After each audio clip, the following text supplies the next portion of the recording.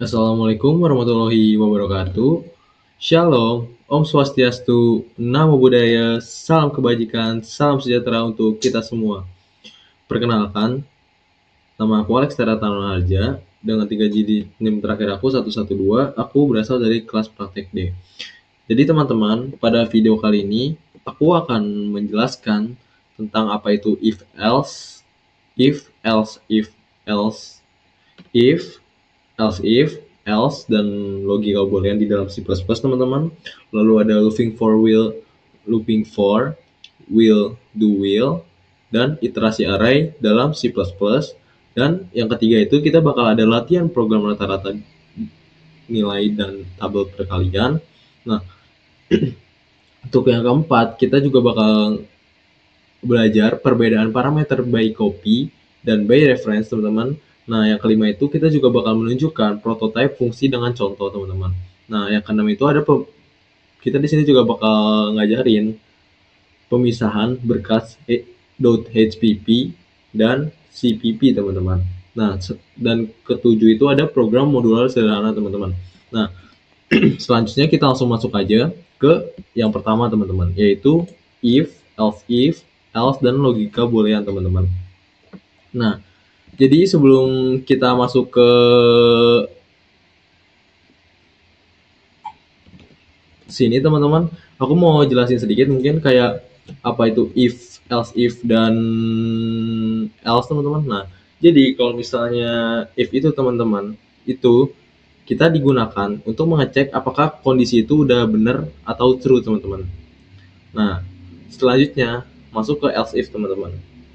Nah, jadi else if itu digunakan untuk mengecek kondisi lain ketika kondisinya sebelumnya salah, teman-teman. Nah, untuk else itu digunakan ketika semua kondisi sebelumnya itu menghasilkan false, teman-teman, atau salah semua.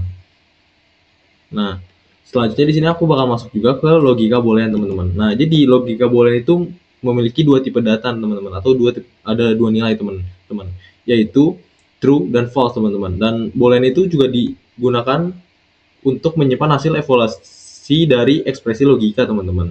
Nah, seperti sini, teman-teman, percabangan itu mengarahkan alur program berdasarkan kondisi rantai else mengevaluasi kondisi dari yang paling spesifik hingga default, teman-teman. Sementara tipe bool itu menyimpan hasil logika kita untuk dipakai ulang, teman-teman, seperti yang aku udah jelaskan tadi.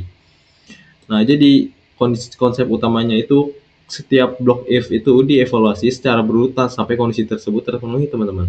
Nah, untuk else itu menangani semua kemungkinannya tidak masuk dalam kondisi sebelumnya.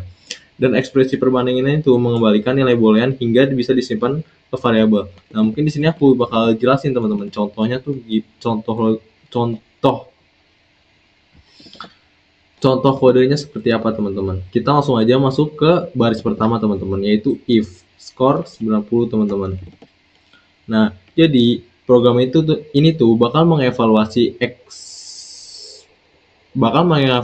teman-teman, apakah hasilnya itu lebih dari sama dengan 90, teman-teman. Nah, jika hasilnya lebih dari sama dengan 90, teman-teman, itu hasilnya bakal true, teman-teman.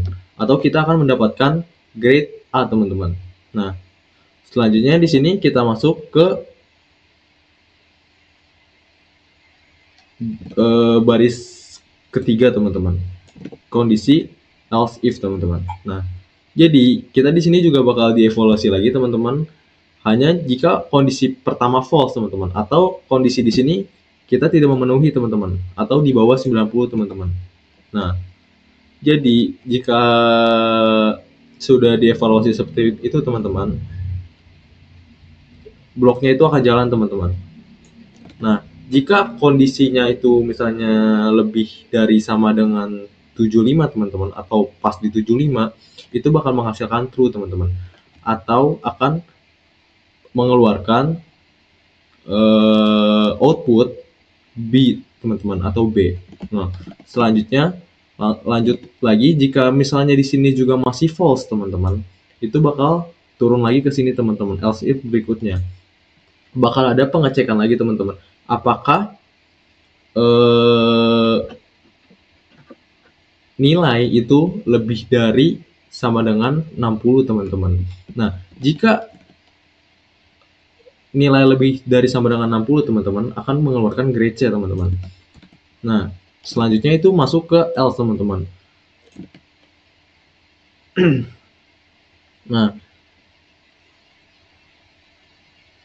Nah, jadi setelah udah dijalankan lagi teman-teman dua kondisi sebelumnya false itu tuh.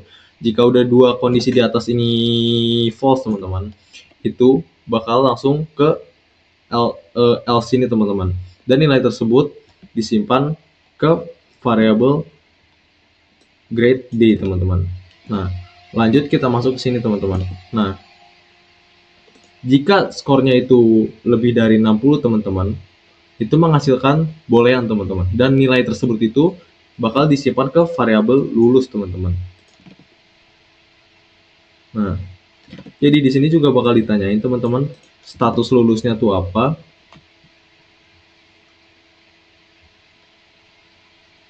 dan jika lulus itu bakal bernilai true teman-teman, atau tampilannya itu bakal ya.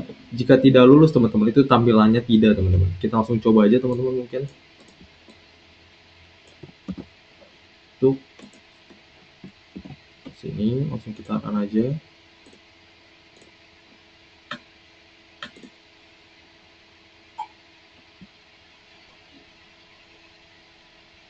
Oke teman-teman, sebentar.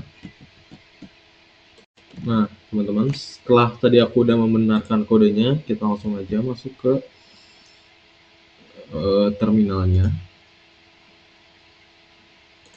Sorry, kita bakal stop dulu, stop time, lalu kita lanjutkan lagi.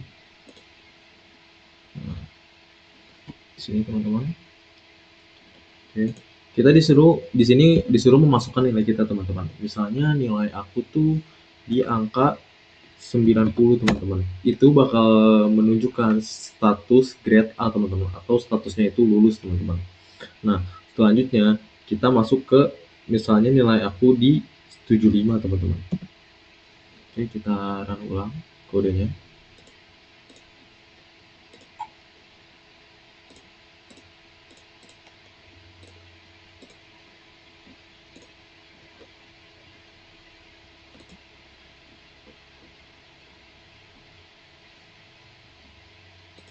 Oh,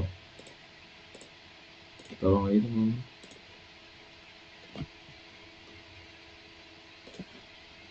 Nah, jika nilai aku 75 teman-teman, itu bakal berstatus grade B teman-teman, atau lulusnya ya teman-teman.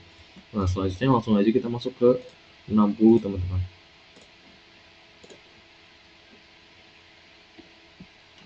Yang kita 60 teman-teman.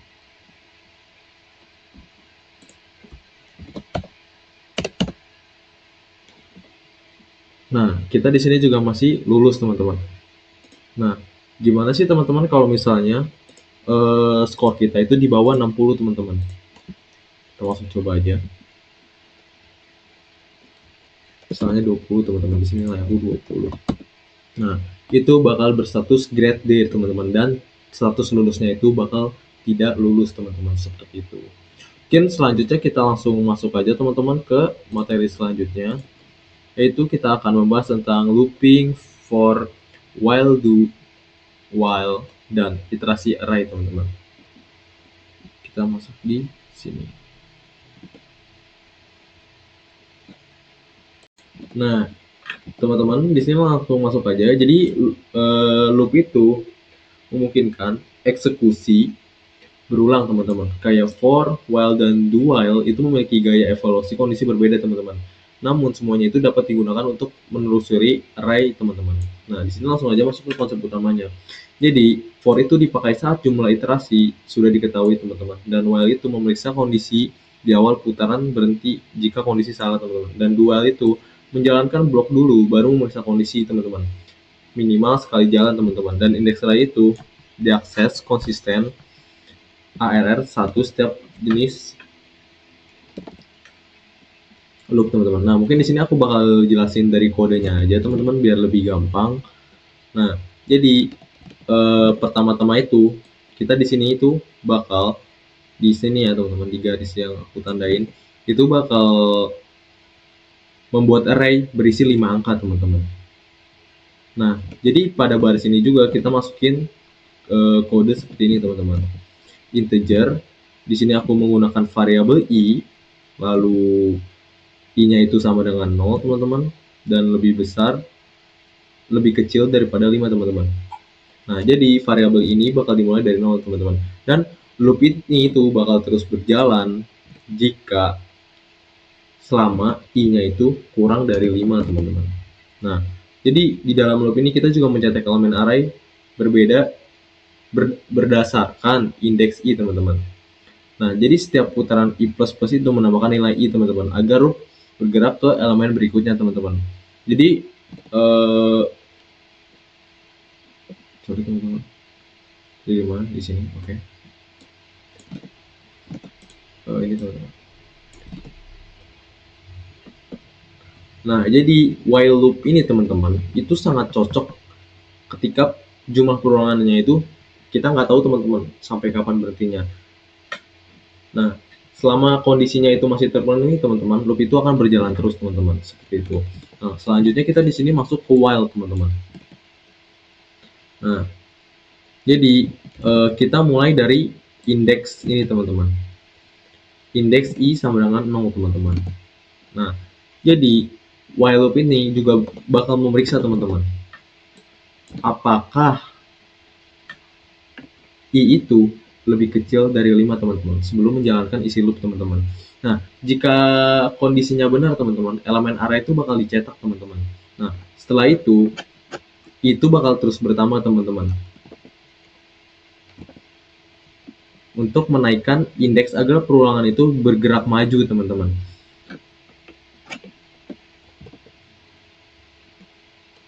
Nah, jika suatu saat itu mencapai 5, teman-teman, kondisi menjadi salah, teman-teman, atau loop bakal berhenti, teman-teman. Jadi, untuk while loop ini tuh cocoknya ketika jumlah perulangan kalian juga nggak tahu, teman-teman. Nah, jika kondisinya masih terpenuhi, teman-teman, loop itu bakal terus berjalan, teman-teman.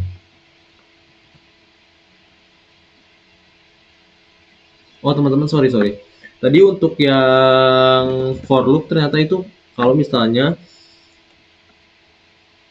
kita udah tahu, teman-teman, jumlah perulangannya, misalnya 5 kali mengulang, teman-teman. Jadi aku kayaknya salah jelasin, teman-teman. Nah, selanjutnya kita langsung masuk ke do while, teman-teman. Nah, jadi do while ini itu menjalankan perulangan minimal 1 kali, teman-teman, karena pengecekan kondisi itu dilakukan di akhir, teman-teman. Jadi kita masuk aja langsung ke nilai awalnya, teman-teman. Jadi nilai awal di sini J, teman-teman. Nah, bagian do ini langsung dijalankan tanpa pengecekan, teman-teman. Setelah 1 kali berjalan, teman-teman, si kondisi J5 ini, teman-teman, J kurang dari 5 ini diperiksa, teman-teman. Nah, kalau misalnya nih diperiksa lalu betul, teman-teman, loop itu bakal berulang kembali, teman-teman. Jika kondisi salah, itu prosesnya bakal berhenti, teman-teman. Nah, jadi kelebihannya dari the while itu blok kode ini terjamin, teman-teman, berjalan minimal sekali, teman-teman, seperti itu. Nah, jadi untuk iterasi array itu apa sih, teman-teman? Kan di sini ada kan, teman-teman. Mungkin nggak ada penjelasannya di sini kayak apa sih? Nah, jadi iterasi array itu adalah proses menelusuri isi array satu persatu, teman-teman, menggunakan indeks semua loop, for, while, dan do while, teman-teman. Bisa digunakan untuk iterasi array, teman-teman. Jadi ketiga loop di sini, teman-teman, itu sama-sama mengakses nilai array, teman-teman. Mulai dari indeks 0 sampai 4. Nah, dan perbedaannya itu hanya pada mengecek kondisi dan urutan eksekusi loop, teman-teman. Seperti itu. Oke, teman-teman, langsung aja kita jalankan kodenya, teman-teman. Sebentar, teman-teman. Oke.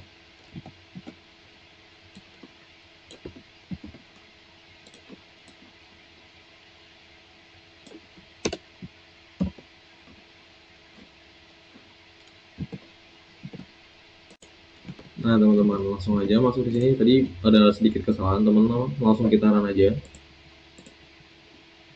Nah, ini. Sebentar teman-teman, mungkin di sini aku bakal pindahin dulu.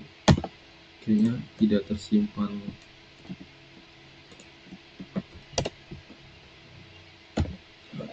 Seperti ini, bakal kita coba run. Nah, di sini.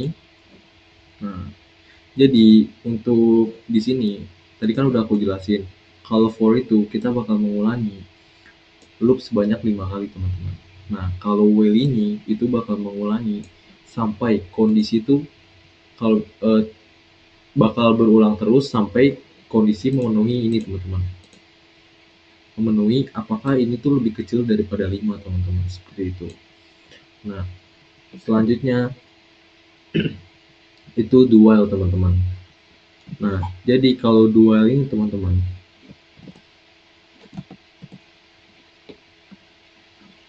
sebentar. Nah,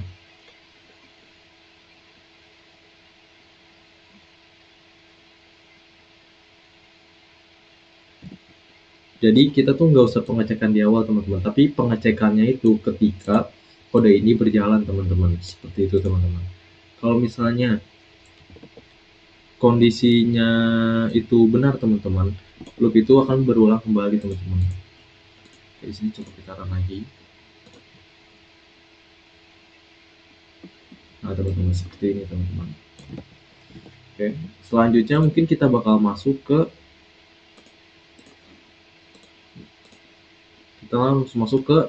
latihan program rata-rata nilai dan tabel perkalian teman-teman. Nah teman-teman, kita langsung aja masuk sini. Jadi kita di sini bakal latihan teman-teman, mengenalkan perhitungan rata-rata menggunakan loop teman-teman, loop tunggal dan percetakan tabel perkalian menggunakan loop bersarang teman-teman. Nah, jadi kita langsung aja masuk teman-teman ke baris pertamanya di sini teman-teman. Jadi program ini bakal membuat variabel n teman-teman dan menyimpan jumlah nilai yang akan dihitung teman-teman. Nah, selanjutnya di baris kedua ini bakal ditanyain teman-teman, kalian tuh mau nyimpan berapa jumlah nilainya teman-teman. Nah, selanjutnya cheat untuk di bagian chain ini teman-teman, itu pengguna tuh memasukkan angka teman-teman. Lalu angka tersebut bakal disimpan ke variabel yang ini teman-teman, variabel n-nya. Nah, lanjut ke double sini teman-teman. Nah, jadi double total itu teman-teman. Nah, jadi variabel total ini tuh bakal menyimpan penjumlahan semua nilainya dimulai dari 0 teman-teman. Nah, untuk baris ke-6 itu teman-teman, atau for di sini teman-teman. Teman-teman, sorry. Di mana tadi? Oke, di sini. Jadi itu tuh bakal menjalankan loop teman-teman. Dan loop ini tuh berjalan mulai dari i teman-teman. I, maksudnya dari i sama dengan 1 sampai i itu menjadi n teman-teman. Artinya perulangan bakal dilakukan sebanyak jumlah nilai yang dimasukkan penggunanya teman-teman, seperti itu. Nah, selanjutnya ada variabel x, atau di sini juga ada tipe data double teman-teman. Nah, jadi variabel x itu disiapkan untuk menampung nilai yang dimasukkan pada setiap putaran teman-teman. Nah, dan di sini program itu bakal meminta input dari nilai urutan ke berapa teman-teman. Nah, selanjutnya pengguna itu akan memasukkan angka yang disimpan di variabel x ini teman-teman. Nah, lalu nilai yang dimasukkan tadi teman-teman itu dijumlahkan ke total teman-teman. Nah, jadi setelah loopnya selesai nih teman-teman, sorry, aku mau dari awal aja. Setelah loopnya selesai semua teman-teman, nilai sudah dijumlahkan semua, program itu bakal menghitung nilai rata-ratanya teman-teman. Jadi rumus totalnya itu dibagi dengan jumlah nilainya teman-teman, seperti itu teman-teman. Nah, langsung aja kita kita bakal lanjut dulu teman-teman ke tabel perkalian teman-teman.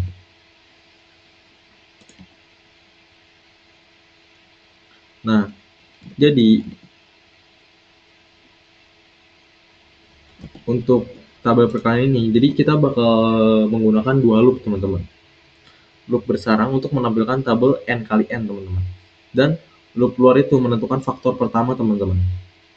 Dan loop mengalihkan ke dalam faktor kedua teman-teman. Dan per T itu digunakan supaya kolom rapi teman-teman. Di sini teman-teman. Nah, langsung aja kita masuk ke kodenya teman-teman. Nanti juga aku bakal contohin teman-teman biar nggak bingung seperti apa pas kita run kodenya. Nah, masuk ke sini kita membuat variabel n teman-teman seperti tadi. Nah, selanjutnya program tuh bakal nanyain teman-teman berapa tabel perkalian hingga teman-teman. Atau nah, selanjutnya di sini tuh pengguna tuh bakal memasukkan angka teman-teman. Misalnya aku kasih misalnya teman-teman, contohnya 5. Dan nilai itu tuh bakal disimpan ke variabel n sini teman-teman. Nah, jika sudah seperti itu, di baris kelima ini teman-teman, itu loop pertama itu akan mengatur baris pada tabel perkalian teman-teman. I dimulai sampai n teman-teman. Nah, di loop kedua sini teman-teman, atau baris ke-6-nya, loop itu akan mengatur kolom tabel J teman-teman. Dan juga berjalan dari 1 sampai n teman-teman. Nah, selanjutnya di sini masuk ke count teman-teman. Jadi program ini akan mencetak hasil perkalian antara baris I dan kolom J teman-teman. Dan per T ini atau bagi T ini membuat spasi membentuk kolom agar tampil rapi seperti tabel teman-teman. Dan akhir kolomnya seperti ini teman-teman. Nah, langsung aja mungkin biar nggak kebingungan kita bakal coba run aja teman-teman untuk programnya. Sebentar teman-teman.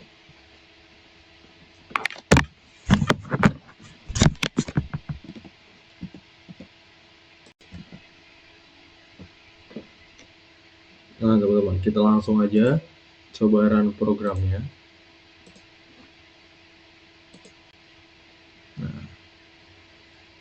Nah, di sini kita bakal diminta teman-teman.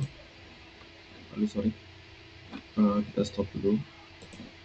Sebentar, mungkin jangan full screen teman-teman.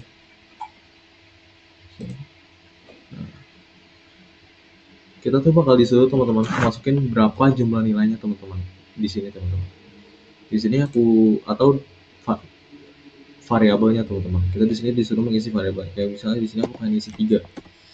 Nah, nilai pertama misalnya aku pengen 2 teman-teman. Nilai keduanya tuh 3 teman-teman. Dan nilai ketiganya itu 4 teman-teman. Nah, maka bakal dijumlah semua teman-teman di bagian sini. Nah, lalu akan dibagi dengan n di bagian sini teman-teman. Count rata-rata n seperti itu teman-teman. Nah, mungkin selanjutnya di sini bakal langsung aja masuk ke latihan tabel teman-teman.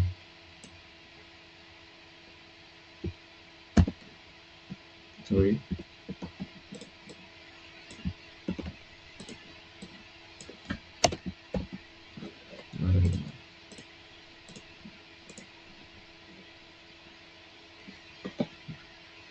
Misalnya kita di sini ingin hingga tiga tabel aja teman-teman. Nah, seperti ini teman-teman. Jadi di sini tuh bakal menampilkan tabel perkalian teman-teman dari 1 hingga 3 teman-teman. Nah, jika kalian ingin lebih banyak bisa aja teman-teman, misalnya sampai 9 teman-teman. Seperti ini. Ini kita bakal run lagi. Kita langsung tampilkan 9. Kita bukan di atas sini, tapi di sini 9. Nah, seperti itu teman-teman. Nah, mungkin setelah kita sudah masuk ke latihan program rata-rata ini, kita langsung masuk ke perbedaan parameter by copy dan reference teman-teman. Nah teman-teman, di sini selanjutnya kita masuk ke perbedaan parameter by copy dan reference teman-teman. Nah, jadi parameter by copy itu atau paste by value itu teman-teman, data dikirim sebagai salinan teman-teman.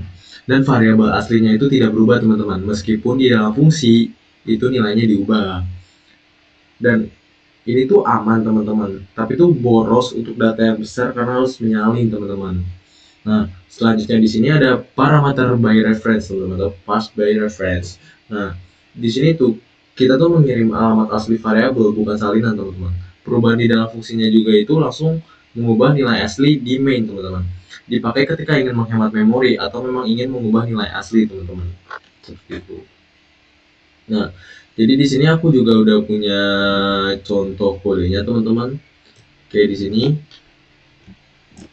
kita langsung masuk aja ke yang paling atas teman-teman. Dari sini karena yang atas sudah sorry teman-teman dari sini. Nah, jadi di sini tuh kita menerima salinan dari variabel pemanggil teman-teman atau dari variabel A teman-teman.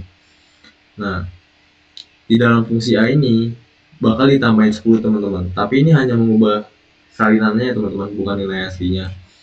Nah, selanjutnya di sini kita masuk ke ini, untuk ini fungsi by copy ya teman-teman. Nah, yang ini tuh preference teman-teman. Nah, untuk preference ini teman-teman, itu tanda dan itu artinya referensi ke variabel asli teman-teman. Dan perubahan itu A itu nanti A ini teman-teman ditambah 10 teman-teman, dan langsung mengubah nilai memori yang sama dengan variabel asli teman-teman. Dan di sini main sini teman-teman, kita itu bakal membuat variabel x teman-teman. Nah, setelah pass by copy, nah tambah copy teman-teman. Nah, nilai sini tetap teman-teman karena fungsinya hanya memodifikasi salinan teman-teman. Nah, dan nilai x di sini tuh bakal berubah jadi 15 teman-teman karena fungsinya tuh memodifikasi nilai asli teman-teman. Nah,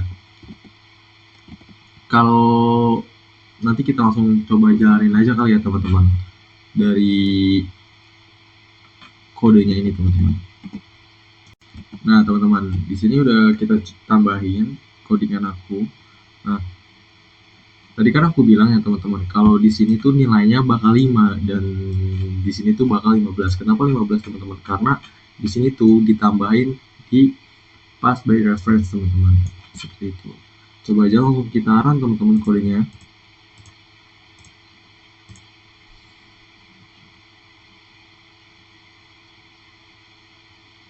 Nah teman-teman, seperti ini nilainya. Nah, ini tuh untuk nilai salinannya teman-teman, dan ini itu untuk nilai referensi dari nilai aslinya teman-teman, atau nilai aslinya seperti itu. Nah, selanjutnya di sini kita bakal masuk ke properti fungsi dengan contoh teman-teman. Nah, jadi apa sih itu properti fungsi teman-teman? Jadi properti fungsi itu deklarasi awal dari sebuah fungsi yang berisi tipe data yang dikembalikan, nama fungsi, dan tipe parameternya teman-teman. Nah, properti prototype, sorry teman-teman, bukan properti, tapi prototype ini memberitahu compiler bahwa fungsi ini ada teman-teman, meskipun kodenya lengkap ditulis di bagian bawah atau file lain teman-teman. Nah, kenapa perlu prototype teman-teman? Jadi karena itu bisa membuat fungsi bisa dipanggil sebelum definisinya teman-teman. Berguna saat fungsi lengkap ditulis di bawah main teman-teman, dan memudahkan pemisahan file HPP dan CPP teman-teman. Jadi struktur proyeknya itu jadi rapi dan modular teman-teman. Dan yang terakhir itu memberitahu compiler tentang parameter dan return type teman-teman, untuk mencegah salah pemakaian fungsi teman-teman, seperti itu. Nah, di sini aku udah punya contoh juga untuk ininya teman-teman, untuk kodenya.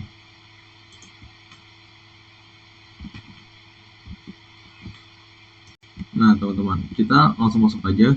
Jadi di sini kan tadi aku udah jelasin kan teman-teman, ada SDD dan CPP teman-teman. Nah, jadi SDD dan CPP itu apa sih bedanya teman-teman? Kalau untuk SDD itu kita itu masuk ke heading programnya teman-teman, sedangkan CPP itu biasanya untuk main programnya teman-teman, atau bisa juga prototype programnya teman-teman.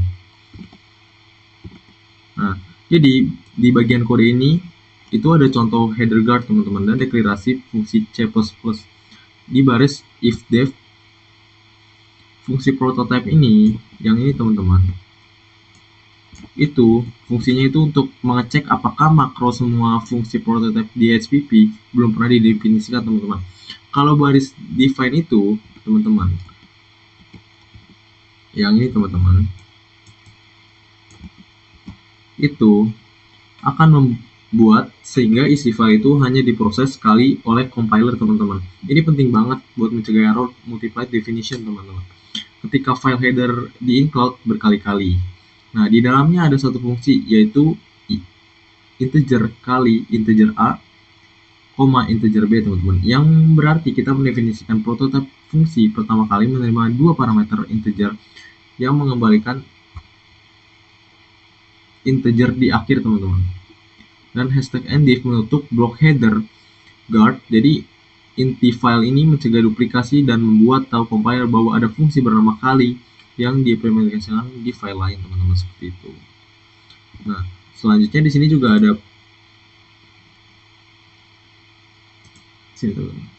ada fungsi prototype di CPP teman-teman. Nah, jadi di file itu kita menginclude header bernama 06 fungsi prototype teman-teman, yang artinya kita mengambil deklarasi fungsi yang sebelumnya teman-teman sudah dibuat di file header itu. Nah, setelah itu barulah kita menulis implementasinya teman-teman. Di sini ada fungsi kali yang menerima dua angka bertipe integer, lalu langsung mengembalikan hasil perkalian keduanya dengan return A kali B teman-teman. Jadi file ini tuh berperan sebagai tempat di mana logika fungsi kali benar-benar ditulis, sementara file headernya itu hanya berisi prototype atau pengumuman fungsi tersebut teman-teman. Dengan pemisah seperti ini, kode itu jadi jauh lebih rapi dan modular dan mudah dikelola teman-teman. Nah, selanjutnya di sini kita masuk ke main programnya teman-teman. Jadi di bagian kode ini kita tuh mulai menginclude teman-teman IOStream supaya bisa menggunakan count untuk menampilkan teks di layar teman-teman. Lalu kita nge-include juga file 06 yang HPP tadi teman-teman, yang berisi deklarasi fungsi kali yang sudah kita buat sebelumnya teman-teman. Kita pakai using namespace, bisa menulis count juga tanpa harus menulis std di tempatnya teman-teman. Mau ke fungsi main, kita membuat dua variabel yaitu x dengan nilai 6 dan y dengan nilai 7 teman-teman. Lalu kita cetak hasil perkalian keduanya pemanggil fungsi dua kali teman-teman. Hasilnya langsung muncul di terminal lewat count teman-teman. Di akhir seperti biasa program mengembalikan nilai 0 untuk menandakan bahwa semuanya berjalan sukses teman-teman. Jadi di bawah ini ada kode untuk mengcompile programnya teman-teman. Coba langsung aku aja compile programnya. Untuk compile-nya kalian harus di terminal ya teman-teman. Jadi kita bikin terminal baru aja teman-teman. Kita cek. Kalian tinggal salin kode yang ini teman-teman. Tapi di sini bisa kalian ubah-ubah teman-teman sebenarnya sesuai nama file kalian teman-teman. Tapi itu tuh benar-benar harus 100% mirip sama nama file kalian teman-teman. Tidak boleh ada yang berbeda sedikit pun dari mulai kapital, spasi dan lain-lain teman-teman. Nah, kita langsung coba run aja. Nah, jadi kan ini sudah jalan kan teman-teman programnya. Untuk kita melihat hasilnya itu kita perlu mematikan programnya atau memberhentikan programnya dengan cara ini teman-teman. /program. Kalau kita enter, nah bakal keluar hasil kali kita teman-teman seperti itu. Nah, mungkin itu aja untuk prototype fungsi dan contoh. Kita langsung aja pemisahan berkas HPP dan CPP teman-teman. Nah teman-teman, di sini kita langsung aja masuk ke, nah jadi header ini atau HPP ini menyediakan deklarasi, sedangkan file implementasi memuat definisi teman-teman. Pemisahan ini meningkatkan modularitas, menggunakan duplikasi dan mempercepat kompilasi ulang teman-teman. Seperti yang aku udah jelaskan di sini teman-teman, di properti dan fungsi contoh. Nah, jadi header HPP ini itu berisi deklarasi fungsi kelas atau konstanta yang ingin dibagikan teman-teman. Dan file implementasi yaitu CPP itu membuat kode aktual dari fungsi yang dideklarasikan. Nah, untuk kita menginclude fungsinya teman-teman, kita harus menambahkan header HPP seperti ini teman-teman, untuk nama filenya sesuai yang tadi aku jelasin teman-teman, sesuai kalian menamakan filenya apa. Nah,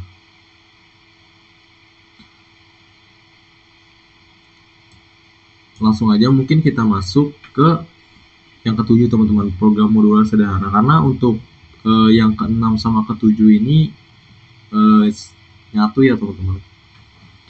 Nah, langsung saja mungkin kita mulai untuk programnya. Nah, jadi di sini kita bakal membuat header teman-teman. Nah teman-teman, jadi di bagian kode ini kita tuh lagi bikin sebuah file header bernama program modular HPP teman-teman, dan baris indef dan define adalah header guard teman-teman. Seperti tadi kan teman-teman, yang fungsinya tuh memastikan nggak sampai diproses 2 kali lah teman-teman seperti tadi. Nah di dalam headernya ini kita mendeklarasikan 3 fungsi teman-teman.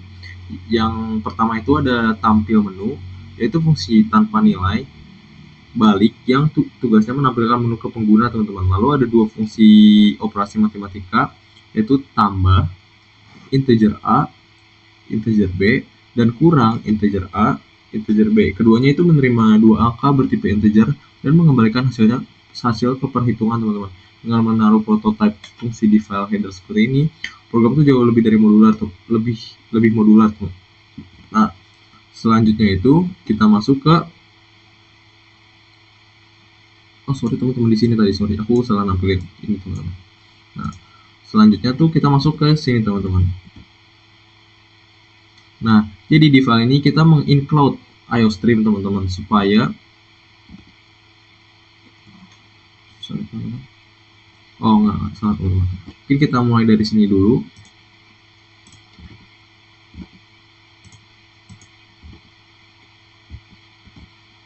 Nah teman-teman, jadi di bagian ini kita tuh menginclude IOStream teman-teman, supaya bisa diinput dan output lewat terminal, dan kita include juga file 07 program modular HPP yang berisi deklarasi fungsi seperti tampilan menu, tambah, dan kurang. Kita pakai using namespace std biar penulisan code aja lebih simpel teman-teman. Dan masuk ke main, pertama-tama kita panggil tampil menu untuk menampilkan daftar pilihan ke pengguna, lalu kita siapkan variabel pilih A dan B untuk menampung pilihan menu serta 2 angka yang ingin dihitung teman-teman, dan program akan meminta pengguna memilih menu lalu masukkan 2 angka teman-teman. Selain itu kita cek pilihannya teman-teman. Kalau penggunanya ingin memilih angka 1, program akan memanggil fungsi tambah A, B, nah, dan menampilkan hasilnya. Kalau memilih 2, program memanggil kurang A, B, kurang B.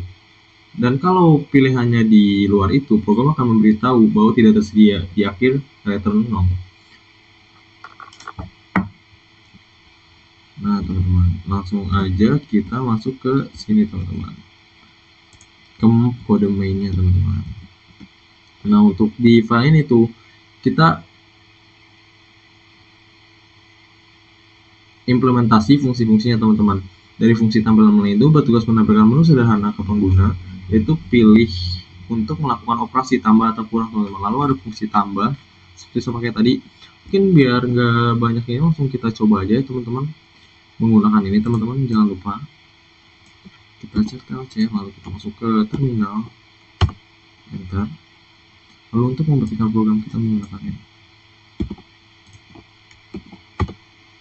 nah untuk menjalankan program teman-teman. Nah selanjutnya kita bakal disuruh ditampilin menu teman-teman, ingin tambah atau kurang. Aku di sini ingin tambah, misalnya aku ingin 2 dan 3, dan jadi hasilnya 5 teman-teman, seperti itu. Mungkin kita coba lagi untuk yang terakhir, kita coba pengurangannya teman-teman. V, lalu kita titik slash program untuk menjalankan program, lalu 2, dan aku ingin 2 kurang 2, dan hasilnya 0. Nah mungkin teman-teman itu aja penjelasan dari aku, mulai dari if else if dan else dan logika boolean. Kedua itu ada looping for while do while dan iterasi array. Yang ketiga itu ada latihan program rata-rata dan nilai tabel perkalian. Yang keempat itu ada perbedaan parameter by copy dan by reference. Dan kelima itu ada prototype fungsi dengan contoh. Dan selanjutnya ada pemisahan berkat HPP dan CPP. Dan ketujuh itu ada program modular sederhana. Mungkin itu aja penjelasan dari aku. Kurang lebihnya mohon maaf. Wassalamualaikum warahmatullahi wabarakatuh.